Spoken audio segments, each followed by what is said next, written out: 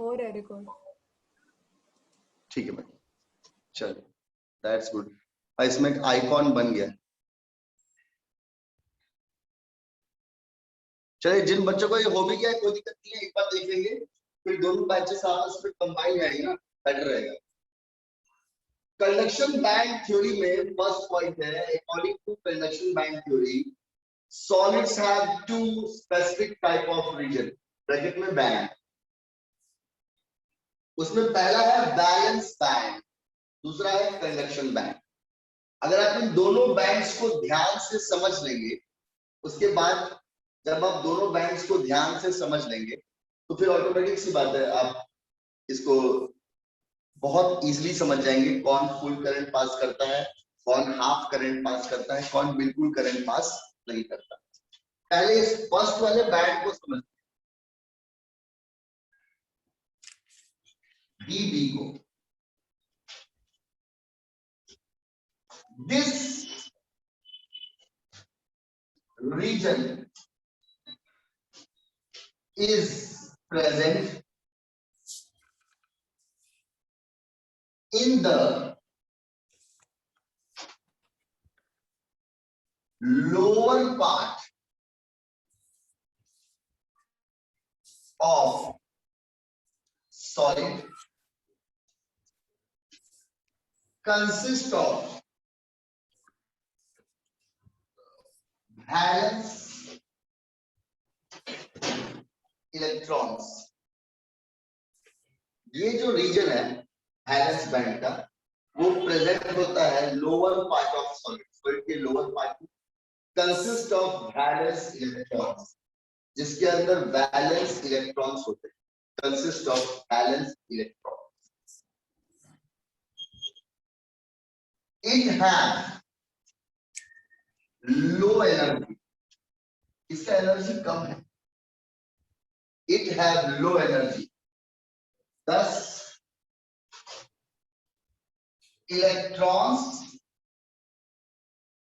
present in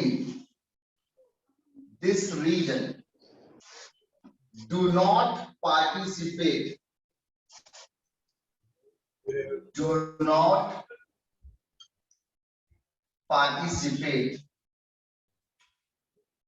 in conduction। आपने first point पे लिखा है according to conduction band theory solids have two specific type of reason.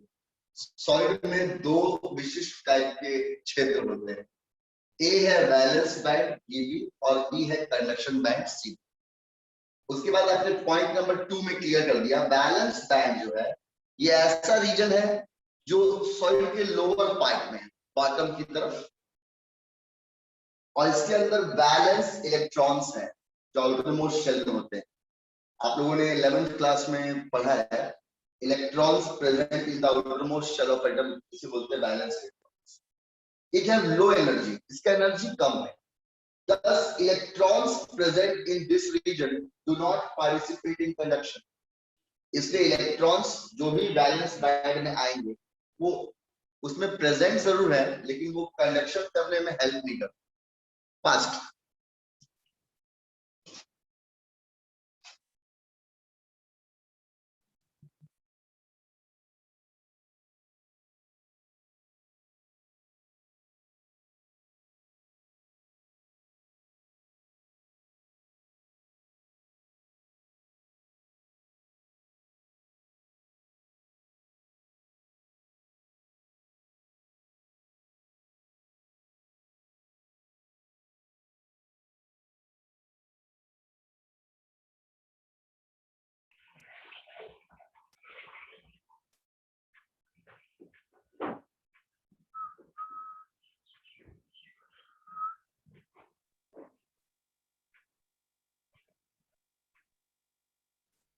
चलिए students, और जो उसका सेकंड रीजन है कंडक्शन बैंड, जो इसका एक और रीजन है वो भी बहुत इंपॉर्टेंट है, Cb। फिर इन दोनों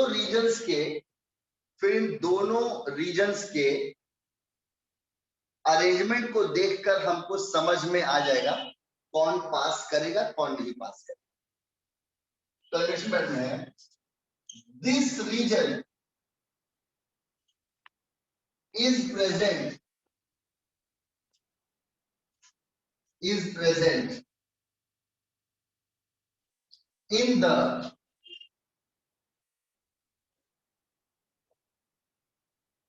upper part of solid. This region is present in the upper part of solid. It has high energy. इसकी एनर्जी बहुत हाई है, but do not have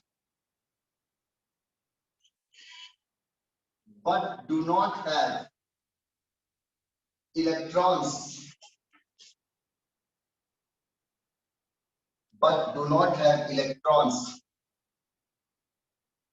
for conduction. ये रीजन प्रेजेंट है सॉलिड के upper part में. It have high energy, इसमें energy high है, but do not have electrons for conduction. लेकिन इसमें कंडक्शन के लिए इलेक्ट्रॉन्स नहीं, but do not have electrons for conduction. If electrons can be transferred, if electrons can be transferred from VB to CB, अगर electrons किसी भी तरीके से वैलेंस बैंड से कंडक्शन बैंड में ट्रांसफर हो जाए, it can participate in conduction. तो थ्योरी कहता है कि तब इलेक्ट्रॉन्स कंडक्शन में पार्टिसिपेट कर सकते हैं.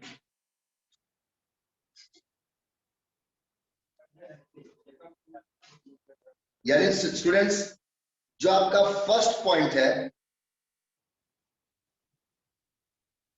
जो आप लोग का फर्स्ट पॉइंट है, वो फर्स्ट पॉइंट आपको समझा रहा है कंडक्शन बैंड थ्योरी. वो आप लोग का फर्स्ट पॉइंट समझा रहा है स्टूडेंट्स.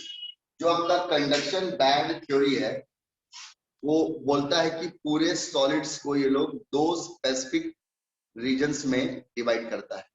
एक आपका सीबी और दूसरा आपका ईबी. एक आपका कंडक्शन बैंड और दूसरा वैलेंस बैंड. दोनों बैंड्स के बारे में आपने यहाँ पे डिटेल कर दिया. दोनों बैंड्स के बारे में आपने यहाँ पे डिटेल कर दिया.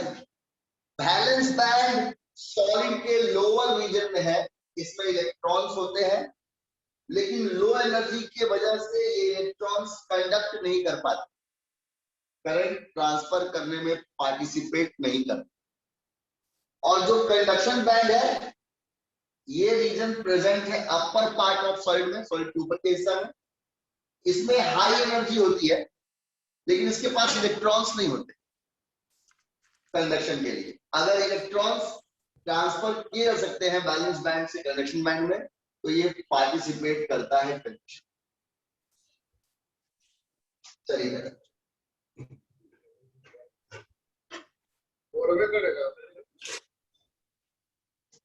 ये हो गया.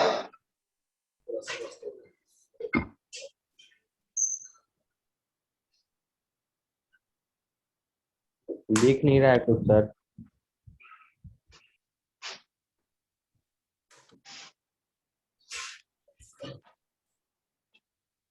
अब तो क्लियर है ना सर? दिख नहीं रहा है कुछ. आपके तरफ. यहाँ तो क्लीन हो,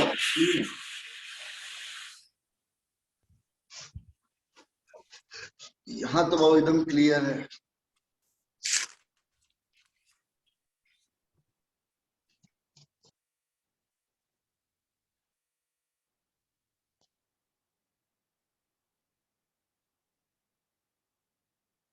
चलिए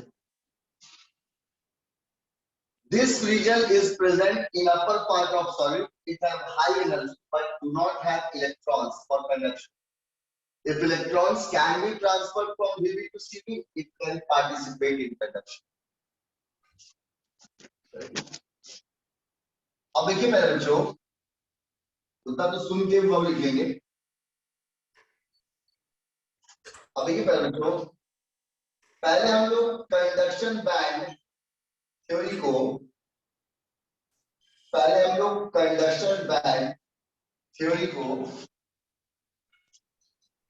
मेटल्स में देखते हैं। एक, इन मेटल्स जिसे आप कंडक्टर भी बोलते हैं, इन मेटल्स जिसको आप बोलते हैं conductor, both VB and CB मतलब वैलेंस बैंड और कंडक्शन बैंड आर ओवरलैप। दोनों वैलेंस बैंड और कंडक्शन बैंड आपस में ओवरलैप किया हुआ है, एक के ऊपर एक चिपका हुआ है। There is no energy gap, इसमें कोई एनर्जी का गैप ही नहीं है। Thus,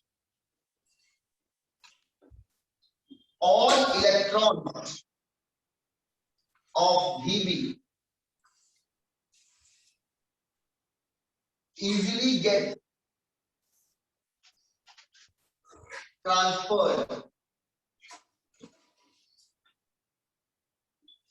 to C।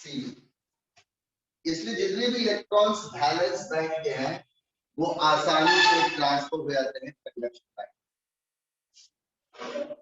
It show full conduction. और जब सारे इलेक्ट्रॉन्स वैलेंस बैंड के कंडक्शन बैंड में ट्रांसफर हो जाएंगे तो वो पूरा कंडक्ट करेगा। अगर एक डायग्राम के अकॉर्डिंग समझाना हो तो मान लो ये ऊपर वाला रीजन है और ये नीचे वाला थोड़ा सा बड़ा कर दिए। नीचे वाले का नाम है वैलेंस बैंड, लोअर रीजन, और अपर रीजन का नाम है कंडक्शन बैंड। ये वैलेंस बैंड को देखने में सेम एज कॉलर कर देते हैं ऐसे करके। इसके पास इलेक्ट्रॉन है और दोनों ये वैलेंस बैंड और कंडक्शन बैंड आप देख रहे हैं, ये दोनों ओवरलैप। गैप का तो सवाल नहीं उठता, दोनों आपस में ओवरलैप है, बीच में कोई एनर्जी का गैप नहीं। तो जितने भी इलेक्ट्रॉन्स हैं, ये सारे इलेक्ट्रॉन्स अगर जंप करते हैं थोड़ा सा एक्टिवेट करने पे, तो ये सारे इलेक्ट्रॉन्स कूदकर VB से CB में आ जाएंगे। तो हर कंडक्टर या मेटल में वैलेंस बैंड और कंडक्शन बैंड इसी तरीके से ओवरलैप है। यहाँ पे इसकी एनर्जी लो थी, आपने लिखा है वैलेंस बैंड की एनर्जी लो थी और कंडक्शन बैंड की एनर्जी हाई थी। तो जब तक ये लोग लो एनर्जी में था कंडक्ट नहीं कर रहा था, अब हाई एनर्जी में गया तो कंडक्ट कर रहा है ना। तो अगर ये आपस में इसके गैप होता तब ये सारे वैलेंस बैंड के इलेक्ट्रॉन्स कंडक्शन बैंड में नहीं पहुंच पाते। इसीलिए जैसे ही आपका वैलेंस बैंड का इलेक्ट्रॉन पहुंच गया था सब कंडक्ट करना स्टार्ट कर दिया। सेमी कंडक्टर्स के अंदर दोनों के बीच में गैप होता है ना। यानी फिफ्थ में conduction band theory in semiconductors. Conduction band theory in semiconductors. In semiconductors, VB and CB यानी valence band and conduction band are separated. उन दोनों के बीच में डिफरेंस है, मतलब वो लोग चिपका हुआ नहीं है मेटल्स के। Are separated by small energy gap. थोड़ा सा एनर्जी गैप आ गया। Thus, ओनली हाफ, हाफ को एक अप्रोक्सीमेट वैल्यू माना गया है। 10 हाफ से कम भी हो सकता है। 10 only half approx electrons are transferred, इसमें केवल आधे इलेक्ट्रॉन्स ट्रांसफर हो पाते हैं from Vb to C। Valence band से कंडक्शन बैंड में केवल आधा इलेक्ट्रॉन्स ट्रांसफर होता है। इट शो हाफ कंडक्शन, और इसीलिए कोई भी सेमी कंडक्टर डिवाइस सिर्फ आधा करंट पास करता है।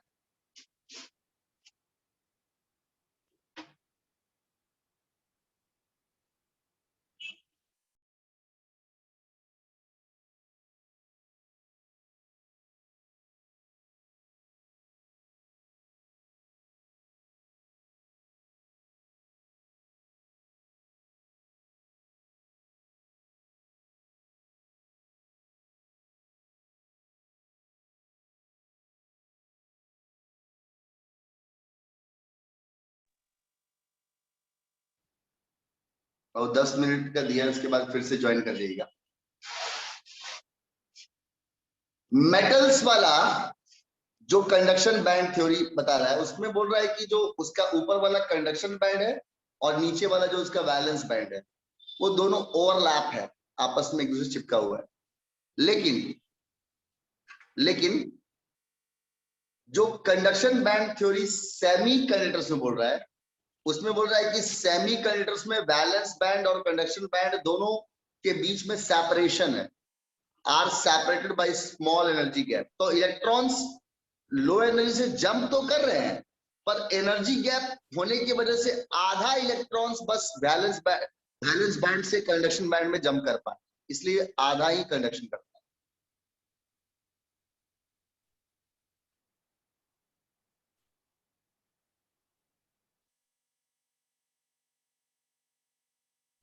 इसलिए आपने इसका जो रेंज लिखा वो निगेटिव में कर दिया था। 10 की पावर इसका 10 की पावर 4 से 10 की पावर 4 से 10 की पावर 6 था, ओम इनवर्स मीटर इनवर्स। और इसका डायग्राम जब बनेगा ना, इसका सेमीकंडक्टर, मतलब ये कंडक्टर के लिए था ना, और वैसे जब इसका डायग्राम बनेगा सेमीकंडक्टर के लिए, तो दोनों बनेगा, सी बनेगा और दोनों बनेगा, सी बनेगा और भी, और उसके बीच में एक गैप होता है। ये आपका कंडक्शन बैंड है और ये आपका वैलेंस बैंड, और दोनों के बीच में एक गैप है, स्मॉल एनर्जी गैप। तो इलेक्ट्रॉन्स इसके अंदर आप दिखाएंगे, उसमें आधा जो कूदेगा वो आधा पहुंच जाएगा और आधा बाहर ही हो जाएगा, बाहर गिर जाएगा। सेमी कंडक्टर में कंडक्शन बैंड और वैलेंस बैंड में गैप है, थोड़ा ही गैप है, इसलिए इलेक्ट्रॉन्स एक्टिवेट होने के बाद जंप तो किया, लेकिन आधा पहुंचा, आधा पहुंच ही नहीं पाया, इसलिए ये हाफ करंट पास करता है। और इसका रेंज आप पढ़े थे 10 की पावर -6 से 10 की पावर 4, 10 की पावर -6 से लेकर 10 की power 4 ohm inverse metre inverse. Metals या कंडक्टर में ओवरलैपिंग है, सेमी कंडक्टर्स में ओवरलैपिंग नहीं है, छोटा सा एनर्जी गैप।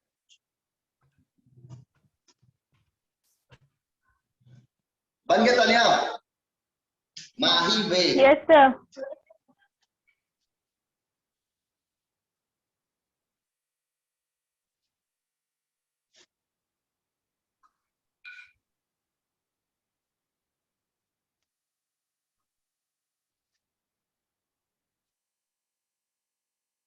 बेटा ठीक ना।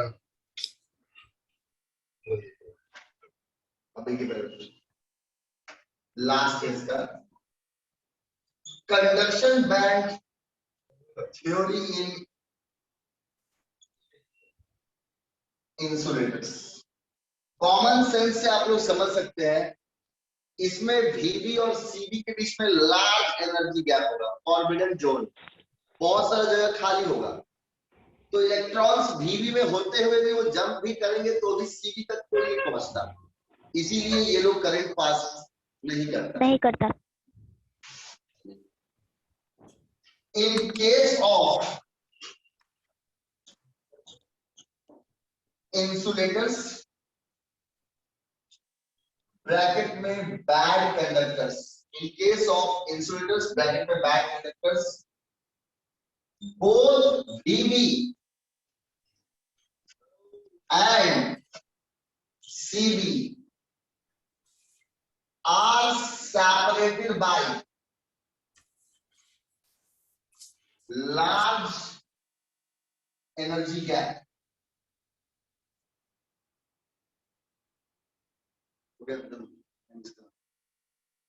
इंसुलेटर्स या बैंड कंडक्टर्स में दोनों Vb और Cb बहुत लार्ज एनर्जी गैप से सेपरेट होता है, जिस लार्ज एनर्जी गैप को फॉरबिडन जोन भी कहते हैं।